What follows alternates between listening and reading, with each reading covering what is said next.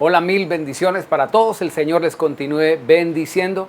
Nuevamente hoy desde aquí, como todos los miércoles, transmitiendo la palabra de Dios desde la ciudad de Santiago de Cali, Colombia. Soy el pastor Giovanni Ospina, que les da la bienvenida a esta nueva entrega, a esta temática que hemos venido compartiendo de un reino y un sacerdocio bendecido. Gracias, Padre Celestial, por la bendición que tú nos regalas de estar reunidos a través de la virtualidad en este día para recibir, Señor, la palabra implantada que puede salvar nuestras almas.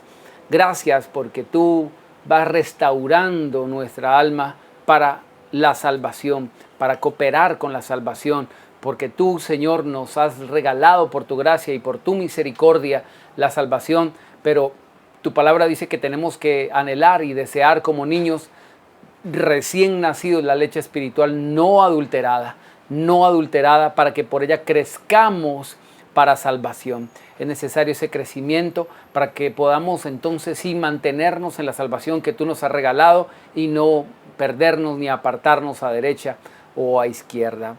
Y no dependemos de nosotros mismos porque no tenemos la capacidad para hacer algo por nosotros mismos.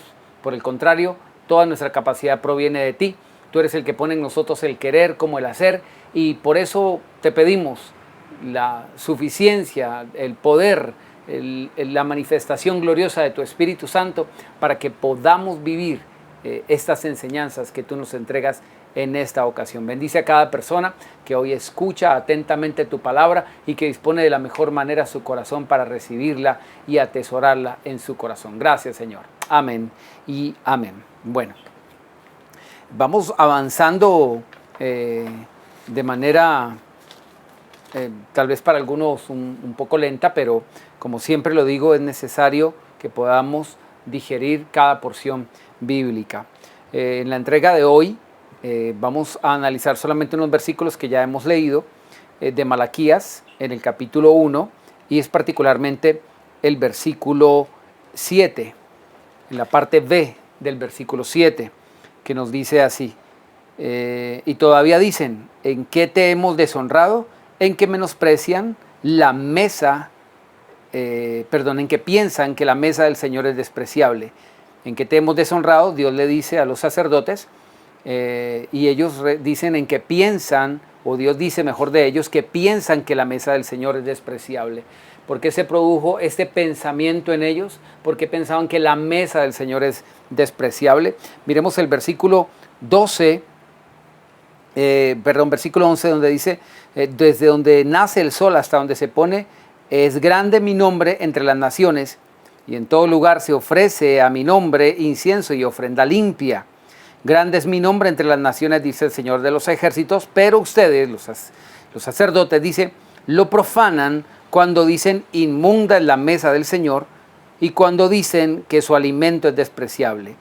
Inmunda, dice que profanan el nombre de Dios cuando ellos dicen inmunda en la mesa de Dios. Volvemos a la misma expresión, la mesa del Señor es despreciable, y aquí en el versículo 12 lo reitera, inmunda en la mesa de Dios, y cuando dicen que su alimento es despreciable. El versículo 13 dice, además han dicho, ¿qué fastidio es esto?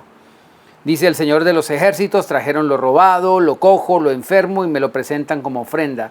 ¿Aceptaré yo esto de sus manos? Dice el Señor, maldito el que engaña teniendo machos en su rebaño, promete y sacrifica a Dios lo dañado. Aquí está reprendiendo a los sacerdotes porque están ofreciendo una ofrenda mala, pero al mismo tiempo al pueblo, porque dice, maldito el que engaña, el que teniendo machos en su rebaño sacrifica y promete a Dios lo dañado. No eran los sacerdotes los que traían las ofrendas, era el pueblo el que traía las ofrendas. Los sacerdotes eran los que estaban encargados de presentar la ofrenda, pero como ya vimos o hemos mencionado y lo veremos más a fondo, de estas ofrendas eran los sacerdotes que debían recibir su sustento, y como el pueblo estaba trayendo lo malo, entonces por eso los sacerdotes estaban despreciando la obra de Dios, como un cierto rencor allí incorporado. Decían, pues si el pueblo está trayendo lo malo, pues ofrezcámosle lo malo a Dios, incumpliendo lo que Dios les había dicho, que no presentarían cosas malas. pero pues ellos en su resentimiento, porque el pueblo estaba con un corazón endurecido para con Dios, los sacerdotes pues su labor era ministrar y servir en el templo, pero como traían lo peor y lo malo, entonces en su resentimiento ya traspasaban la ordenanza de Dios, que decía que tenían que presentar lo perfecto, lo bueno y lo mejor. Entonces decían, pues presentémosle a Dios eso que trajo el pueblo, que es lo malo. Y Dios dice, ustedes han incurrido en un gran pecado, y ahí es donde viene la maldición sobre todos. Maldito el que engaña, dice, que teniendo lo mejor, trae lo peor. Y es allí donde el capítulo 3 de Malaquías trae la maldición por todos conocida. Malditos, versículo 9, capítulo 3, versículo 9, dice, malditos son con toda maldición, porque ustedes, la nación toda, no solamente el pueblo, sino también los sacerdotes, la nación toda me han robado. Traigan todos los diezmos al alfolí y haya alimento en mi casa. Con esta expresión de alimento en mi casa, es que queremos dar la entrega, sustentar la entrega de hoy, hablando de justamente el sustento de la casa de Dios, que ya como lo hemos reiterado en anteriores entregas, no tiene que ver con el alimento espiritual necesariamente, sino con el alimento de los sacerdotes, de los ministros. Por eso el capítulo 1 de Malaquías decía, ¿quién hay entre ustedes que sirva mi altar de balde? Es decir, que trabaje en la obra de manera gratuita. Ese es el sentido y esa es la ordenanza de Dios. Dios trae la maldición porque no hay sustento para sus sacerdotes, sus ministros. Y ahí es donde Dios dice, traigan ahora todos los diezmos al alfolí, haya alimento en mi casa, pruébenme ahora en esto, dice el Señor de los ejércitos, a ver si no les abro las ventanas de los cielos y derramo sobre ustedes bendición hasta que sobre y abunde. Reprenderé también por ustedes al devorador, que no les destruirá el fruto de la tierra, ni su vid en el campo será estéril, dice el Señor de los ejércitos. Todas las naciones les dirán bienaventurados, porque serán tierra deseable, dice el Señor de los ejércitos. Entonces está trayendo una promesa con prueba. Dios dice, pruébeme en esto. En contraste con la maldición, Dios dice, yo quiero mostrarles todo mi bien, pero ¿cómo puedo hacerlo si ustedes me están trayendo todo su mal? Son malditos porque están trayendo lo malo, sabiendo yo que tienen lo bueno, están engañando. Ahora bien, ya en la penúltima entrega, antes de esta, creo que es en la entrega número 1, habíamos hablado un poco de esto, pero vamos a profundizar bien cuál es el sentido de esto que se expresa aquí. Acompáñeme por favor a Primera de Timoteo. Primera de Timoteo.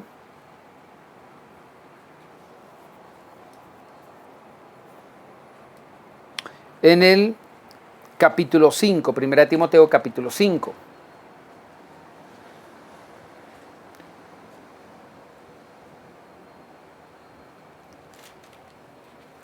Y aquí, es que tengo un ventilador por aquí que me está volteando las hojas de la Biblia, pero aquí ya la sostengo. Primera de Timoteo, capítulo 5, versículo 18. Leo, desde el 17. Los ancianos que gobiernan bien sean tenidos por dignos de doble honor. Escuche la expresión gobernar. Aquí los ancianos se refiere a personas que tienen autoridad en la congregación, es decir, personas que tienen un delegado de autoridad de parte de Dios. La Biblia habla de esos delegados de autoridad. La Biblia dice que el Señor estableció primeramente en la iglesia, primeramente, esto es un orden jerárquico que Dios estableció por su gracia y misericordia. Sé que hay personas que les choca un poco esto porque no lo entienden, porque tienen problemas con la autoridad. Créanme que cualquier persona que tiene problemas con la autoridad, cualquiera que sea, con sus maestros, sus profesores, con la policía, con la autoridad de tránsito, con los gobernantes, cualquier persona insujeta y que tiene problemas con la autoridad, no es descartable que tenga problemas también con la autoridad de la palabra de Dios. Hay gente que no quiere sujetarse, que no entiende cuáles son los principios que Dios ha establecido en su iglesia, habiendo dicho Dios en su palabra que Él ha puesto toda señal de autoridad, que toda señal de autoridad proviene del Padre y que tenemos que, por tanto, todos estarle sujetos. Sométase toda persona a las autoridades, dice en la Biblia en Romanos. Ahora bien, aquí dice, los ancianos que gobiernan bien sean tenidos por dignos de doble honor, mayormente los que trabajan en predicar y enseñar. Escuche, cuando habla de gobernar bien, dice particularmente un oficio dentro de esa labor de autoridad que Dios ha entregado. Dice mayormente los que trabajan en predicar y enseñar. Para muchos no es un trabajo predicar, para muchos no es un trabajo enseñar. O sea, ¿qué esfuerzo tiene? Dirán algunos.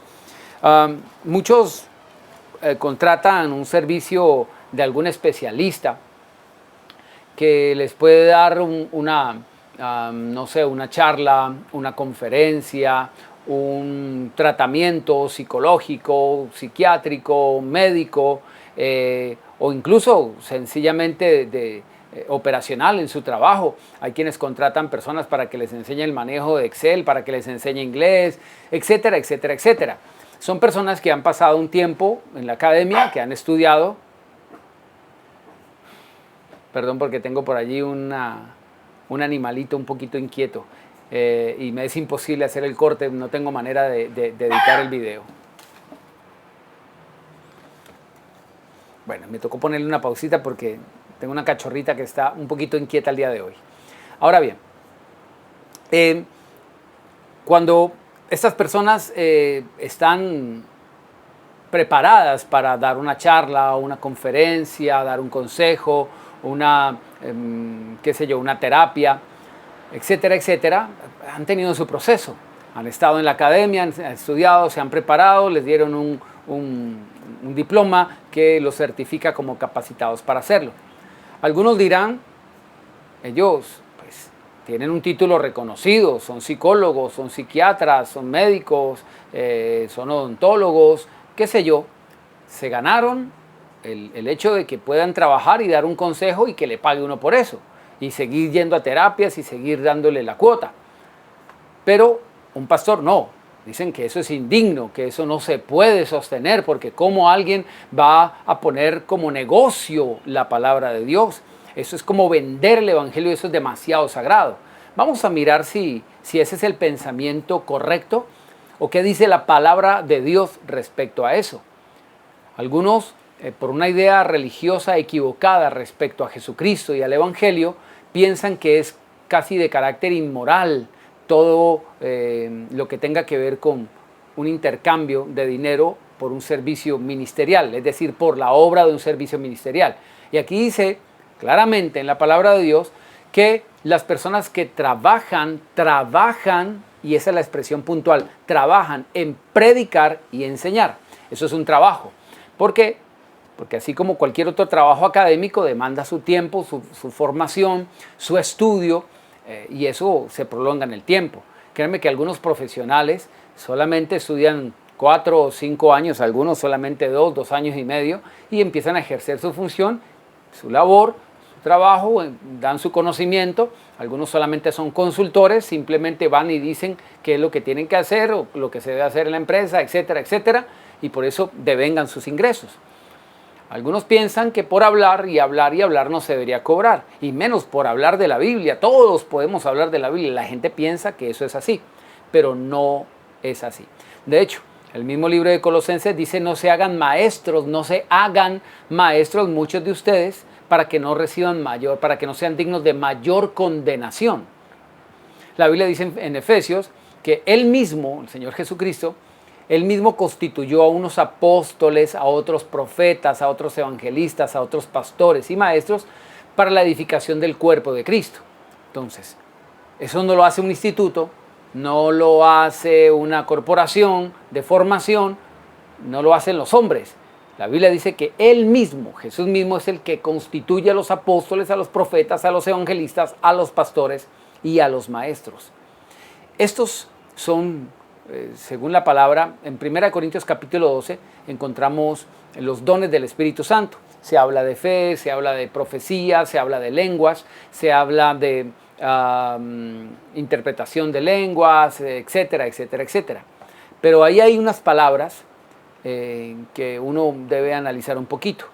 Estos dones a los que acabo de hacer referencia, la palabra griega ahí es carismatas. Son carismas o dones del Espíritu que han sido dados pues para servir en la obra de Dios.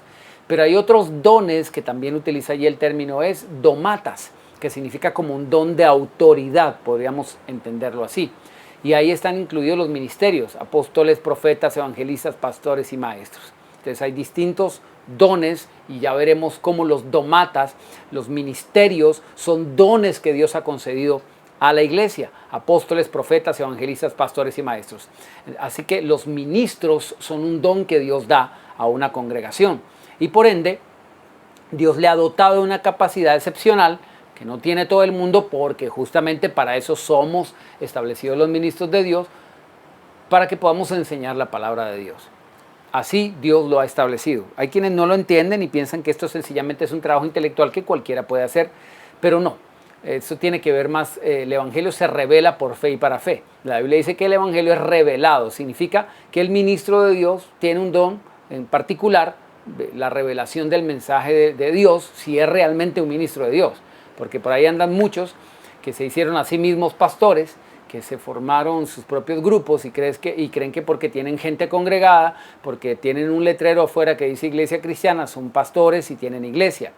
Pero hay muchísimas sectas que tienen también unas organizaciones así que no necesariamente son llenas por Dios. Dios no está patrocinando unas sectas de error terribles por allí que tienen muchísimos seguidores, muchísimas personas que tienen letrero como de iglesia, pero realmente ni son ministros, ni conocen a Dios, ni Dios tampoco los conoce. Ahora bien, dice que los que trabajan en predicar y enseñar, dice que tienen que ser tenidos por dignos de doble honor. La expresión honor allí no se refiere a una alabanza de labios. Lo honramos, buenos días, doble honor, ¿no? Entonces lo saludamos 2 veces, lo homenajeamos 2 veces, lo reconocemos dignatario 2 veces, lo saludamos 2 veces, no. Ahí la palabra es honorario, la palabra literal que aparece allí es honorario, que está ligado a la expresión trabajan en predicar y enseñar. El trabajo de predicar y enseñar tiene consigo una honra que la Biblia lo llama honorario. Vemos que esto está expresado no solamente aquí, ya veremos otros pasajes en donde así se habla. El mismo Señor Jesucristo, ya veremos la cita, dijo que los que predican el Evangelio vivan del Evangelio, que el obrero es digno de su salario. Obra, salario. Aquí trabajar en predicar, enseñar, digno de honorario, doble honorario. La expresión honorario, doble honorario, tiene que ver justamente por un reconocimiento de mayor honra. Cuando se habla de doble honorario, da la idea de que debería recibir una honra superior a la de cualquier otra persona que está laborando o trabajando. Por eso dice que sean tenidos por dignos de doble honor. Lo que está tratando de decir es que la congregación debe apreciar la obra que Dios ha concedido, el don que Dios le ha concedido a su propia alma. La congregación debe entender que este es un don de Dios, el ministro es un don de Dios que le ha sido concedido para la salvación de su propia alma y debería considerarlo así. ¿Cuánto estima su alma una persona en la misma estima que honra la palabra que le ha sido concedida? La manera como Dios ve su honra es la manera como la honra a su nombre. Recuerda que veníamos hablando de Malaquías, donde el Señor decía, si yo soy Señor, ¿dónde está mi honra? La honra que Dios ve que se tiene hacia su nombre por causa de los dones que le ha concedido a las iglesias, que son los ministros, la ve expresada en el alimento en la casa. El pueblo particularmente estaba trayendo lo peor, estaba deshonrando a los ministros de Dios, a los dones de Dios, y por ende deshonrando la obra de Dios, entonces por ende deshonrando el mismo nombre de Dios. Es el mismo Dios, dice, que han profanado mi nombre, que han deshonrado mi nombre, en el capítulo 1, en el versículo 6, el versículo 7, el versículo 12, el versículo, ¿cuál fue el último? 12, Dios mismo dice que están profanando su nombre, que lo tienen por inmundo. Ahora, la expresión mesa justamente tiene que ver con eso, con el sustento, porque en la mesa es donde se come. Y aquí es donde viene la aplicación a lo que sigue a continuación. Estamos en 1 Timoteo capítulo 5, versículo 18. Porque la escritura dice, no pondrás bozal al buey que trilla. porque la Escritura dice, no pondrás bozal al buey que trilla. Mire que Pablo está describiendo una escritura, está proponiendo una escritura que no la toma como algo que ya no tiene aplicación. Porque hay quienes dicen que esto va particularmente del el principio de mantener la obra de Dios es algo que ya no tiene aplicación, que eso es de la ley. ¿Por qué Pablo le llama la escritura a algo que algunos dan por abolido, que es el Antiguo Testamento? ¿Por qué trae a colación algo del Antiguo Testamento que si ya estuviese abolido no tendría razón de traerlo a colación? ¿Por qué cita con fundamento de autoridad bíblica un pasaje del Antiguo Testamento para soportar un hecho que le está diciendo con fiabilidad en el Nuevo Testamento? Él está diciendo los que gobiernan bien, los que están haciendo el trabajo de predicar y enseñar, tienen que ser tenidos por dignos de doble honor, como dice la Escritura. Él está diciendo, miren lo que estoy hablando, tiene un sustento bíblico, y el sustento bíblico lo encontró en el Antiguo Testamento. Alguien diría, eso no se puede hacer porque ya no estamos en la ley, ya no estamos en el Antiguo Testamento. Pero esa es la mejor prueba de que la Iglesia de Jesucristo se rige por la Escritura, toda la Escritura. De hecho, la Biblia dice que toda la Escritura es inspirada por Dios, útil para enseñar, para redarguir, para corregir en justicia, para hacer lo que tenemos que hacer, evidentemente. Ahora, porque la Escritura dice, no pondrás bozal al buey que trilla, y digno es el obrero de su salario. Mire cómo dice. La Escritura dice, no pondrás bozal al buey que trilla, y digno es el obrero de su salario. ¿Cuál es la Escritura donde se dice que digno es el obrero de su salario? Si nosotros vamos a ahondar un poquito, son las palabras del Señor Jesucristo. No está trayendo ya un versículo del Antiguo, acaba de traer uno de bozal al buey que trilla, pero lo está relacionando con las palabras del Señor Jesucristo. Porque el obrero es digno de su salario. ¿Obrero de qué? Aquí está diciendo que los que trabajan en predicar y enseñar. El salario de aquel que trabaja en la obra de Dios, en predicar y en enseñar, depende de la obra de Dios, depende de la iglesia de Jesucristo, depende de la honra que la gente trae delante de Dios para la manutención de su obra. Y aquí quiero recalcar algo. ¿Qué significa no pongas bozal al buey que trilla? ¿Qué significa? Y esto es lo que vamos a analizar. ¿Qué significa no pondrás bozal al buey que trilla? Acompáñeme por favor a 1 Corintios, capítulo 9. 1 Corintios, capítulo 9. Recuerde que veníamos trayendo en mente la porción de Malaquías, donde la gente decía que la mesa del Señor es inmunda. ¿Qué se hace en la mesa? Pues comer, evidentemente, porque estaban tomando las ofrendas que traía el pueblo, que era inmunda y era mala. Ellos decían, entonces la mesa de Dios, servir a Dios no sirve, es malo. En 1 Corintios capítulo 9, pero en el versículo 3, dice de esta manera, permítame.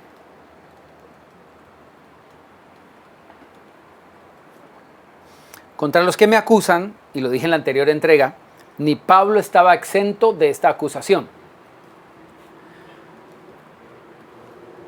Voy a traer algo a colación que es necesario decirlo. Para aquellos que no estudian muy bien la palabra de Dios, que no han profundizado un poco sobre la Escritura, deberían saber que Pablo no tenía muchos simpatizantes dentro de la iglesia de los Corintios. Había gente que hablaba muy mal de Pablo. Había gente que recibía a otros predicadores ahí en la iglesia, particularmente de Corinto, y permitían que otros los devoraran, es decir, que le sacaran la plata, literal. Pero Pablo no lo aceptaban. Entonces, Pablo hizo algo de manera puntual, y eso lo vamos a ver ahora, con la ayuda de Dios, cuando estaba sirviéndole a los corintios, cuando estaba en la iglesia de Corintios. Hizo algo puntualmente solo cuando estaba en la iglesia de Corintios. Que por eso, por malentender eso, muchas personas lo toman y lo malinterpretan, diciendo, se da cuenta que Pablo no recibió salario, sino que él mismo trabajaba.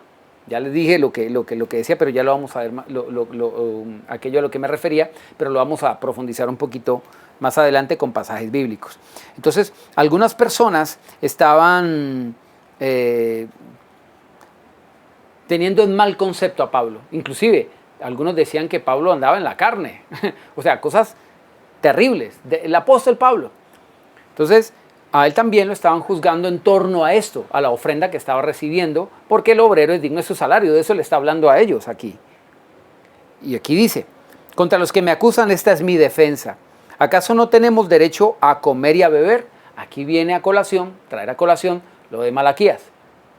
Haya alimento en mi casa. Dios dice, haya alimento en mi casa. ¿Dios acaso come en esa casa? No. ¿Quiénes son? Los ministros, los sacerdotes, los ministros de Dios. ¿Acaso no tenemos derecho a comer y a beber? ¿Por qué tenía derecho a comer y a beber? ¿Por qué lo habla como un derecho? Lo acabamos de leer en 1 Timoteo 5. A los que trabajan en predicar y a enseñar, no hay que ponerles bozal, porque el obrero es digno de su salario. Ahorita hablaremos un poquito sobre el bozal. Por eso dice que es un derecho. Es un derecho. Ahora, es un derecho otorgado por Dios. Quien quiera usurpar ese derecho, créame que se está levantando contra lo establecido por Dios. Por eso el Señor dice, malditos con toda maldición porque me han robado. Es decir, me están afrentando a mí, dice Dios. ¿Acaso no tenemos derecho a comer y a beber? ¿No tenemos derecho a llevar con nosotros una hermana por esposa, como hacen también los otros apóstoles, los hermanos del Señor y Cefas, es decir, Pedro? ¿O solo yo y Bernabé no tenemos derecho a no trabajar? Aquí aclara que tienen derecho a no trabajar secularmente porque están trabajando en la obra de Dios, en lo espiritual, en los asuntos espirituales. El Señor Jesucristo utilizó ese término: en los negocios de mi Padre me es necesario estar. Cuando la palabra negocio aparece allí, muchos tienden a cambiar el concepto y pensar que esto tiene que ver con una empresa. Pero si nosotros asociamos las palabras del mismo Pablo y del mismo Señor Jesucristo, pues hay una relación. El obrero es digno de su salario. Donde quiera que esté el obrero, será digno de su salario, incluso si está en la iglesia. O sea, esos son los asuntos del reino de Dios, y Dios así lo dispuso. Así lo estableció Dios. Entonces, ¿por qué juzgar lo que Dios ha establecido como malo y como inmoral? El pensamiento religioso, tradicional, católico, que lastimosamente ha invadido el mundo, nos muestra una imagen de un Jesús pobre, miserable, que no tenía donde recostar su cabeza, porque no entienden cuál es el propósito por el cual Jesucristo se hizo pobre. ¿Por qué se despojó de las riquezas? Porque la Biblia dice que Jesucristo se hizo pobre siendo rico para que nosotros seamos enriquecidos con su pobreza. Él tenía que llevar nuestras maldiciones. Nosotros no tenemos que llevar nuestras maldiciones porque Él las llevó por su misericordia. No tenemos que llevar por nuestros pecados porque Él los llevó por su misericordia. Si nosotros llevásemos nuestros pecados, estaríamos condenados. Pero Jesucristo lo que vino a hacer es llevar nuestras enfermedades para que nosotros no las llevemos, llevar nuestros pecados para que nosotros no los llevemos, llevar nuestra pobreza para que nosotros no la llevemos. Eso es lo que dice la obra de la cruz. Entonces muchos piensan que seguir al Señor Jesucristo es imitarlo en toda su miseria, en toda la pobreza. Entonces imitémoslo también en todas las enfermedades y en todos los pecados. ¿No será? Porque Él llevó toda la maldición, incluso la separación del Padre. ¿Por qué me has abandonado?, decía el Señor. O sea, la separación del Padre, de eso es lo que el Señor nos libró. Hay que entender la obra vicaria del Señor Jesucristo. ¿Qué vino a hacer el Señor Jesucristo? ¿En qué tenemos que imitarlo? Pero muchos no entienden, porque la visión religiosa es pensar de que entre más pobre sea una persona, más santa es y más admitida en el cielo. Y eso es completamente equivocado. Ahora bien, ser ricos para con Dios, y ese término es puntualmente bíblico, eso lo dijo el Señor Jesucristo: el que no es rico para con Dios, es un término que el Señor Jesús usó, y luego lo veremos con mayor profundidad lo que significa. No tiene que ver con la abundancia de los bienes que se posea. El mismo Señor Jesús lo dijo: la vida del hombre no consiste en la abundancia de los bienes que posea. La riqueza de un cristiano no consiste tanto en aumentar sus bienes, sino en disminuir sus codicias. Por eso el Señor dice que hagamos tesoros en los cielos, que ganemos amigos con las riquezas injustas. Me estoy adelantando muchísimo porque esta serie más adelante lo analizaremos paso a paso cada uno de estas citas que acabo de dar, de lo que significa. Pero para redondear un poco la idea, Dios quiere bendecirnos y Dios quiere prosperarnos. Al punto pues, que el mismo pasaje que estamos leyendo más adelante, pero no es tema de hoy, no lo voy a leer, dice que Dios quiere que tengamos todas las cosas, siempre todas las cosas en abundancia para que las disfrutemos. Algunos consideran pecaminoso disfrutar las cosas y mucho más pecaminoso disfrutar las cosas en abundancia. O sea, lo ven inmoral, pero es porque no conocen la palabra de Dios. La ignorancia es atrevida, dicen por allí, pero más que atrevida, es esclavizante. Esclavizante a una vida de pecado, como dice la Biblia, esclavizados a no vivir la vida de Dios. La Biblia dice en Efesios, capítulo 4, que por ahí andan muchos que son enemigos de la cruz de Cristo. O sea, se oponen a lo que Jesús hizo en la cruz. Pero Efesios 4, perdón, estoy citando Filipenses 3, perdón. Efesios 4 dice que algunos andan ajenos de la vida de Dios por la ignorancia que en ellos hay, por la dureza de su corazón. Ajenos de la vida que Dios da, la vida que el Señor Jesús compró para nosotros en la cruz, es una vida que según la palabra de Dios nos da todas las cosas en abundancia para que las disfrutemos. Si no es así, entonces ¿qué hacemos con ese versículo? ¿Lo quitamos? O sea, no seamos soberbios, la Biblia lo dice, que Él nos da todas las cosas en abundancia para que las disfrutemos. ¿Por qué nos da todas las cosas en abundancia? ¿No se suponía que teníamos que tener todo en escasez para que suframos? No, dice que nos da las cosas en abundancia para que las disfrutemos. Bueno, detrás de eso también hay otras normas espirituales que Dios establece para que no nos perdamos, porque es más fácil que un camello entre por el ojo de una aguja que un rico entre al reino de los cielos. Y yo sé que muchos han tratado de pervertir ese pasaje diciendo que la aguja era una puerta, que por ahí entraba un camello medio despedazado, pero por ahí pasaba, y eso no es realmente el sentido del pasaje. Luego veremos lo que significa el pasaje porque es así, como lo dijo el Señor, y vamos a mirar cuál es la comprensión escritural, cuál es el principio espiritual que está detrás. Bueno, retomo. Para los que me acusan, dicen, no tenemos derecho a no trabajar. Y eso es justamente lo que dice Pablo, yo tengo derecho a no trabajar. ¿Por qué? Porque estoy trabajando en la obra de Dios. Esta es mi defensa. Sigue diciendo, ¿quién fue jamás soldado a sus propias expensas? La palabra expensa, según el diccionario, significa gasto o costo pues como para adquirir algo o un derecho. Eso es expensa. Dice, ¿quién fue jamás soldado a sus propias expensas? Esto lo que significa es que el soldado no presta su servicio desde sus propios recursos. Él dice, nadie puede hacerlo por sí mismo. O sea, el obrero es digno de su salario. O sea, si yo no trabajo en lo secular, ¿cómo voy a comer?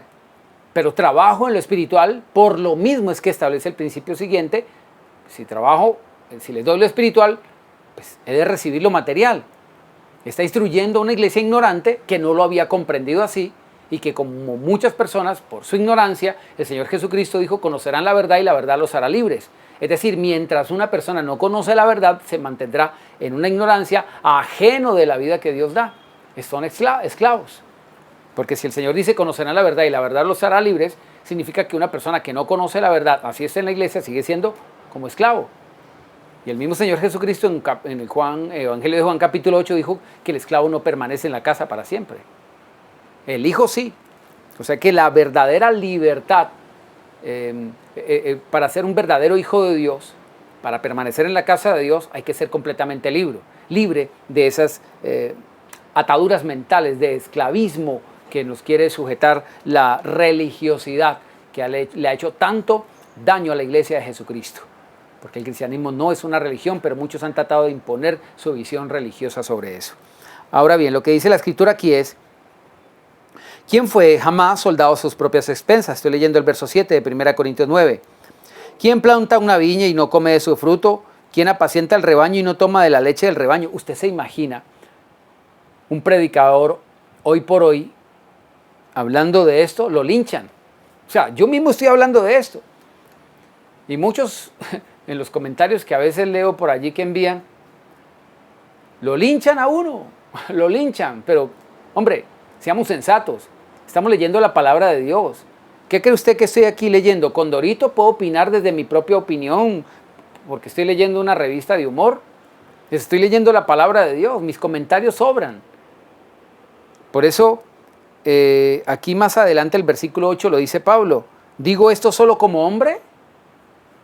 Es decir, yo no estoy dando una opinión humana. O sea, yo no estoy hablando desde mi propio criterio, desde mi propia prudencia. No me estoy apoyando en mi propia prudencia, en mi propio criterio, en mi propio concepto. No es mi pensamiento humano, no es lo que yo creo.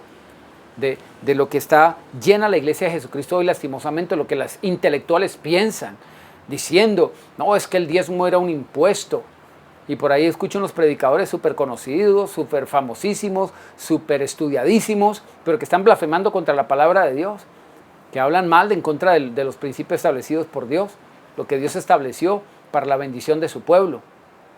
Dicen que esos eran impuestos que ponían las naciones y que cómo Dios va a ser así. ¿Cómo Dios va a ponerle? O sea, no temen blasfemar.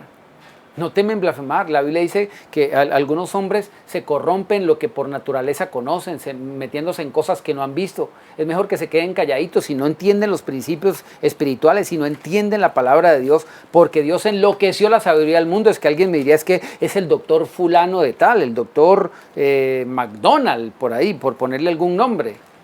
Sí, no es que es el doctor fulanísimo de tal y ese es más estudiado, que mejor dicho, tiene tanto conocimiento y tantos cartones y tanto estudio. ¿Cómo va a estar equivocado? Pues discúlpeme, la palabra de Dios dice que Dios enloqueció la sabiduría del mundo. Eso dice la Biblia. Pues yo no sé qué vamos a entender por eso, porque no es el racionamiento humano el que nos lleva al conocimiento de Dios. De hecho, el Señor Jesucristo alabó al Padre por esto. Gracias, Padre, porque escondiste estas cosas a los intelectuales, a los entendidos, y te plació revelársela a los niños. Eso no era solamente así en el tiempo de Jesucristo, sigue siendo así. La gente que piensa que con su capacidad intelectual y que sigue toda la teología de los pensadores cristianos de siempre, y uno dice, ¿cuáles cristianos?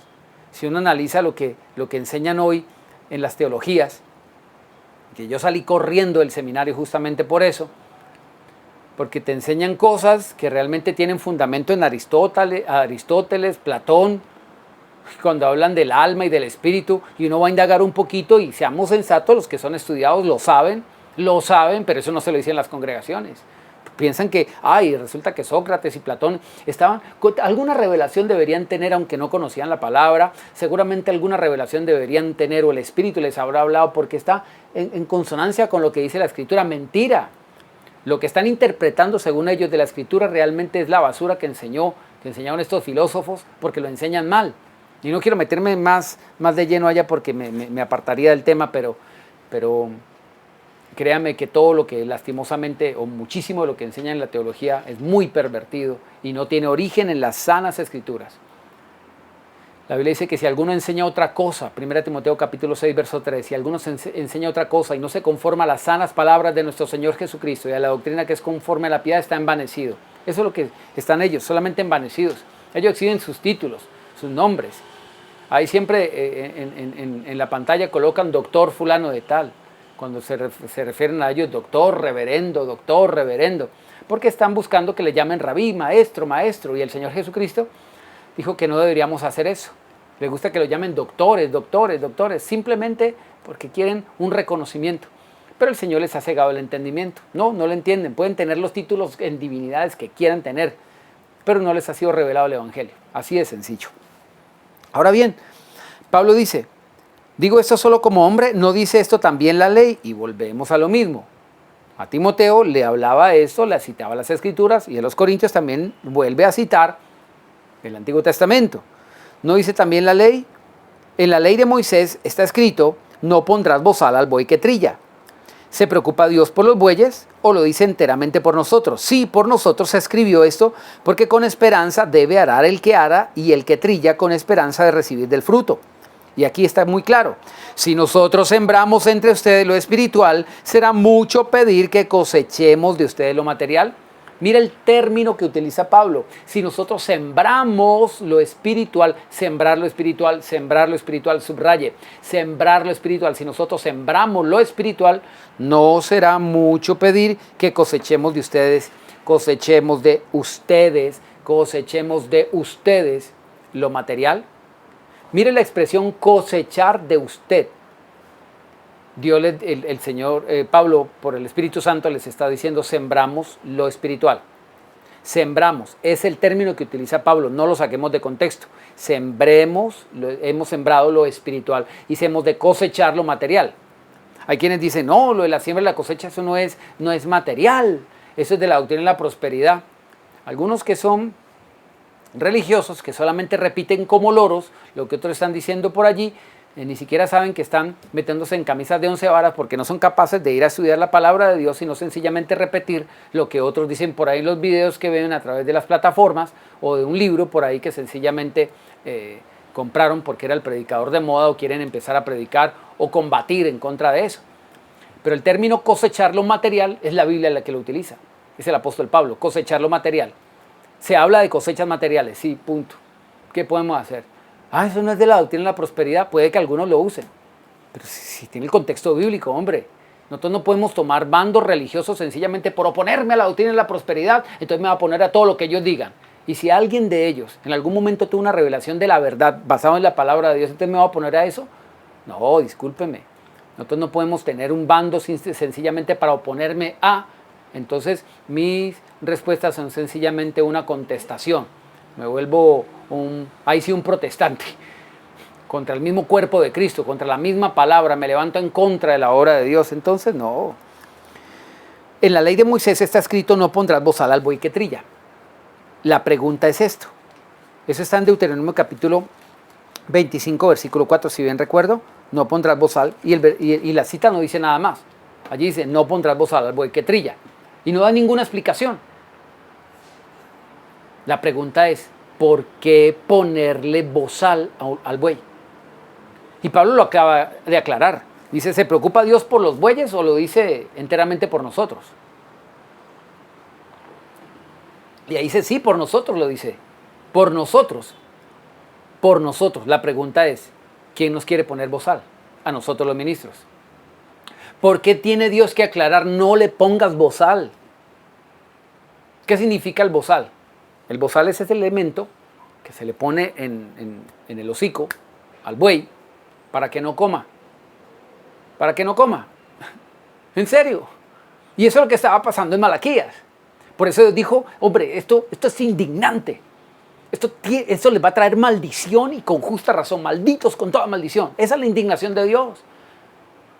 Porque Dios está diciendo, no solamente están profanando mi casa, están profanando mi nombre, están trayendo lo peor. Y yo sé que ustedes tienen lo mejor, pero están trayendo lo peor. Y los sacerdotes incurrieron en lo mismo. Eso es indignante. Analice eso. No pondrás bozal. No pondrás bozal. Es decir, no vas a impedir que coma. ¿Qué te pasa? O sea, con tus argumentos religiosos tú quieres decir, no, ellos, todo el mundo tiene derecho a recibir un horario menos esos vividores, ¿cómo le dicen ahora? Esos vendehumos, que son los pastores, los predicadores mentirosos. No es solo por hablar y hablar, entonces quieren que les paguen. Oye, ¿no será que te estás metiendo en problemas con Dios? ¿No será que estás blasfemando en contra de la palabra de Dios sencillamente por unirte a un grupito en el cual tú te crees perteneciente del celo por Dios y por su obra? No, el celo es por su palabra. El celo es por su palabra. Y si tú quieres levantarte en contra de esos principios, ya es cuestión tuya. ¿Por qué? ¿Por qué dicen no pondrás bozal al buey que trilla? Algunos dicen porque si no tiene bozal, esa era la argumentación, pues no va a trillar. ¿Por qué? Porque se le va a pasar comiendo el trillar. Los bueyes eran utilizados para pisar el trigo o bueno, todas las,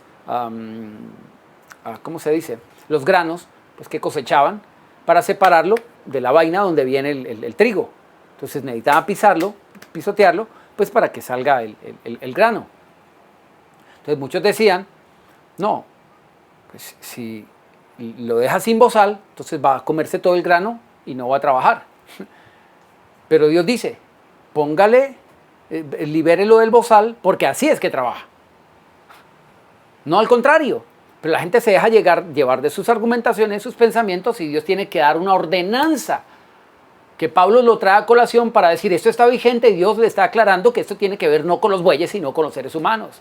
Ahí la razón de lo que está ocurriendo en Malaquías, y por eso le viene la maldición al pueblo.